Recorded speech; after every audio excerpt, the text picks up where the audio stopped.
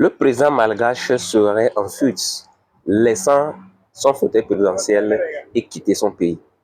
Parce que le gouvernement a été lâché par l'armée. L'armée décidait de s'aligner sur les manifestants. Et aujourd'hui, on voit dans les rues malgaches et les militaires et les civils marcher ensemble, manifester ensemble. Va-t-on assister à une guerre civile? Va-t-on assister à un coup d'État?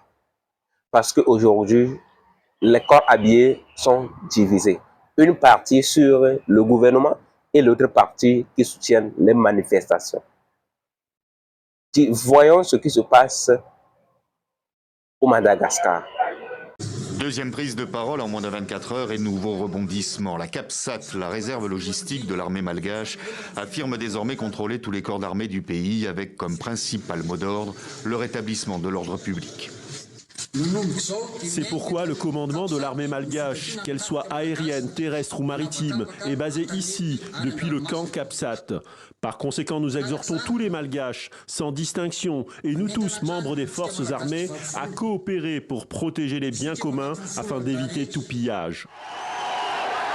La CAPSAT qui rejoignait hier à la surprise générale les manifestants avec un appel à la désobéissance refusait d'ouvrir le feu sur la jeunesse malgache après les 22 morts recensés depuis le début de la contestation.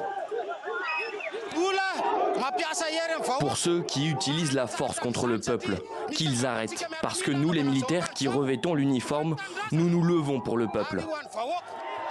Et ce même corps d'armée appelait également au blocage à l'aéroport de tous les vols en partance, y compris ceux des personnalités.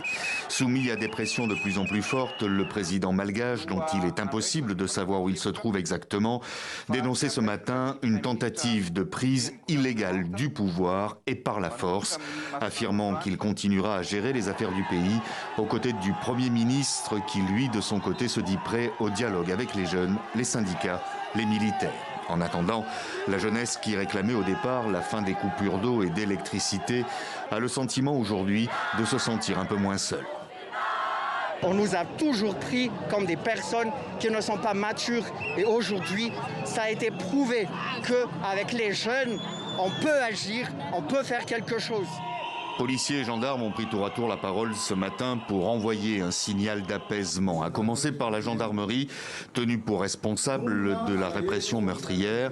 Elle reconnaît certains abus, affirme avoir pris des mesures et appelle toutes les forces armées à œuvrer ensemble.